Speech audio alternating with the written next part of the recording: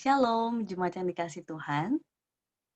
Eee, Beberapa waktu yang lalu, saya menemukan sebuah tulisan atau artikel dari status Facebook ya, bukan artikel, status tulisan dosen saya yang juga mengulas yang sama tentang Butejo. Wah, tampaknya masih tentang Butejo ini ya. Beliau dalam tulisannya menyampaikan bahwa gibah itu sangat boleh ketika melewati 3 hal screening, 3 hal tahap gitu ya. Ketika yang kita sampaikan itu benar, dan kalau memang benar, apakah berguna, kalaupun juga berguna, apakah lucu gitu ya.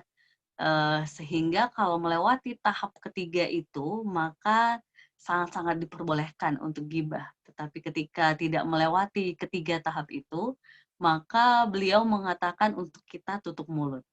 Nah, saya share kembali status beliau ke Facebook saya.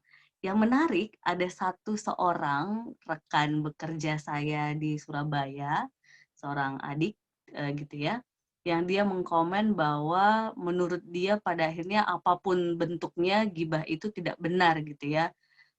Yang saya pada akhirnya mengkritisi kalimat adik ini gitu ya, bahwa dia menganggap pada akhirnya semua gibah tidak benar gitu ya. Saya mengatakan dalam merespon komen adik tersebut bahwa, iya memang ketika sesuatu yang benar dan itu berguna, ketika disampaikan, di dalam PA, di dalam, pelajaran karena dia guru, maka itu bukan disebut gibah, tetapi disebut mengajar gitu ya. Dan kemarin di doa pagi, Bapak Ibu terkasih dan teman-teman pemuda, kami membahas tentang Yesus Kristus yang sedang mengecam ahli Taurat dan orang Farisi. Saya pun akhirnya menyampaikan kepada adik tersebut gitu ya. Pada saat itu mungkin orang-orang yang pro dengan ahli Taurat dan orang Farisi akan berkata, Yesus sedang gibah gitu ya, karena gibah itu artinya kan menyampaikan kejelekan orang lain gitu ya. Tetapi bagi kita yang mengikut Yesus, menganggap Yesus sedang mengajarkan kita dari kebobrokan ataupun keburukan orang-orang Farisi dan ahli Taurat. Dan Bapak Ibu terkasih, adik itu akhirnya menjawab dengan senyum dan ia paham bahwa gibah boleh itu bukan berarti pada akhirnya selalu berkonotasi negatif ketika kita menempatkannya. Sehingga jemaat yang dikasih Tuhan, hari ini pun kebenaran firman Tuhan kita eh, masih berkaitan dengan Yesus yang sedang mengajarkan kita dari keburukan orang lain, khususnya dalam bacaan hari ini, ahli Taurat dan orang Farisi. Hari ini ayat yang akan kita terima itu di ayat 23 sampai 26. Di sana Yesus sedang mengecam beberapa sifat ahli Taurat dan orang. Dikatakan bahwa, hai ahli Taurat dan orang Farisi, hai kamu orang-orang munafik, sebab persepuluhan dari selasih, adas manis, dan jintan kamu bayar, tetapi yang terpenting dalam hukum Taurat kamu abaikan, yaitu keadilan, belas kasihan, dan kesetiaan. Yang satu harus dilakukan dan yang lain jangan diabaikan. Bagian ayat 23 ini sebenarnya sedang menegaskan kita bahwa ketika kita mengikut Kristus, ketika kita paham kebenaran firman Tuhan, maka kita tidak bisa hanya sekedar berbicara bahwa kita sudah melakukan kewajiban-kewajiban gereja kita, kewajiban-kewajiban persembahan kita. Tetapi seharusnya kita juga berbicara tentang keadilan, tentang belas kasih dan kesetiaan. Karena kalau kita terlalu hebat dalam hal yang satu tetapi lupa hal yang satunya, disinilah Yesus melihat kita pada akhirnya seperti orang-orang Farisi yang sangat luar biasa dengan persembahan tetapi tidak benar-benar memperjuangkan kebenaran firman yang seharusnya kita perjuangkan dalam hidup kita sehari-hari, yaitu keadilan, belas kasihan, dan kesetiaan.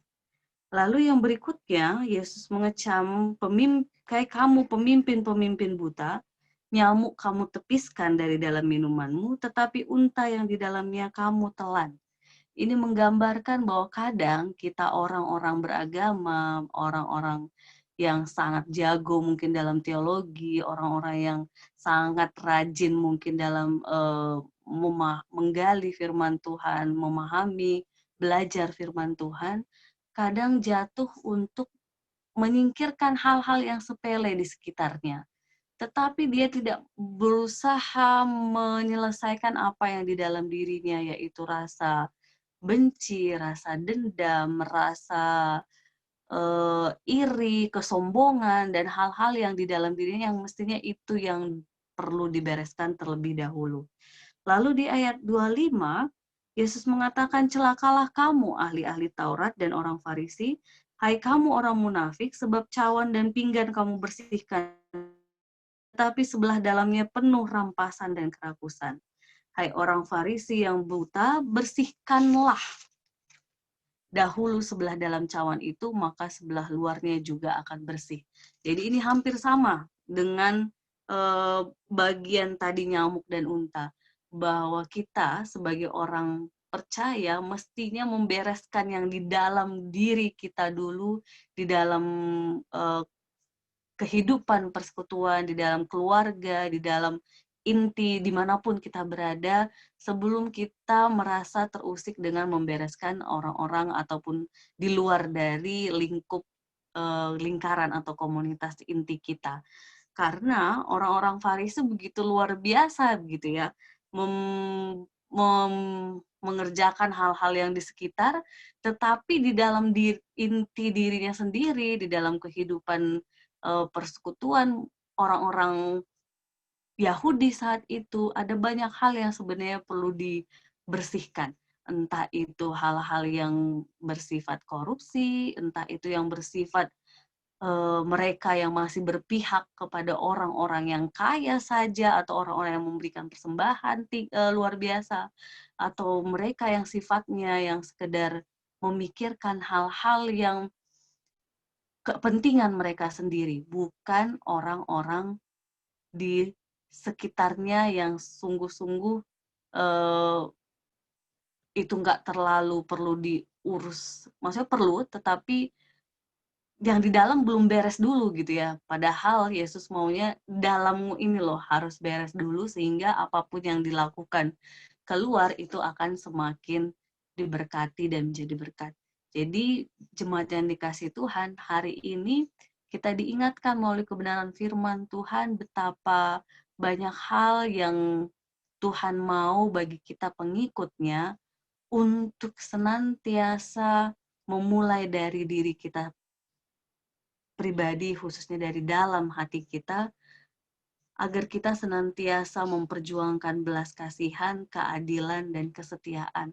Di tengah-tengah situasi pandemi ini, saya yakin setiap kita bisa tetap memperjuangkan itu dengan banyak cara yang tetap menjaga diri, keluarga kita, dan orang-orang di sekitar, sehingga semua kita dapat tetap sehat, tetap terjaga, dan terlindungi dalam terang cinta kasih Tuhan.